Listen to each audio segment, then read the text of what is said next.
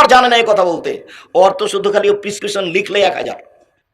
তো যখনই তিনি কোনো মানুষকে, অসুস্থ মানুষকে দেখতে যেতেন, তখন তিনি গায়ে হাত দিয়ে বলতেন, লাবাস লাবাস তহরুন ইনশাআল্লাহ, কোনো সমস্যা নেই, ভালো হয়ে যাবে ইনশাআল্লাহ। এটা হলো প্রথম কথা।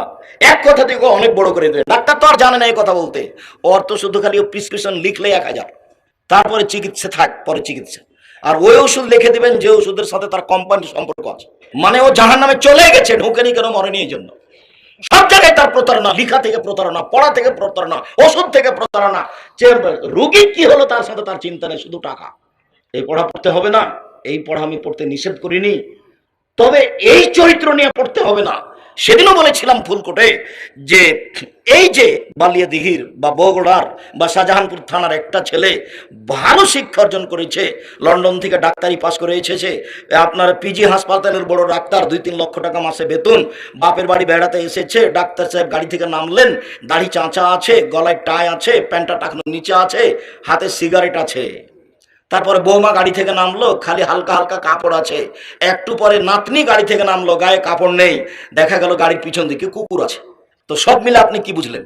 আর সারাদিনে যা ইনকাম করেছে তা কোম্পানিকে ফাঁকি দিয়ে আর লোককে ফাঁকি দিয়ে প্রতারণাতে ইনকাম করেছে। বলেন কি হলো সব মিলে? আরে ওর বাপমা করে চিল্লাচ্ছে, সে লোকটা, রোগী লোকটা কত ব্যস্ত, আর ও কোম্পানির ওষুধ লিখে দিল। ও জানে যে এর চেয়ে ভালো ওষুধ আছে, ও খুব ভালোভাবে জানে যে এর চেয়ে ভালো ওষুধ আছে, জাহান্নাম কিনেই নিয়েছে।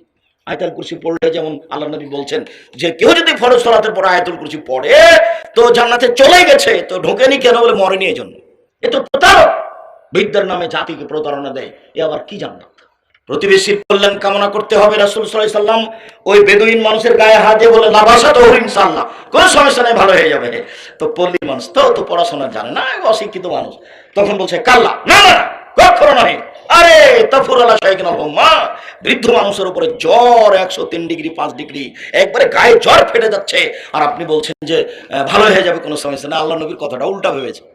তখন আল্লাহ রাসূল বলল, আচ্ছা ঠিক আছে, নাম তুমি যেটা বলছো সেটাই। তারপর আল্লাহ রাসূল চলে গেলেন বুখারী মুসলিম।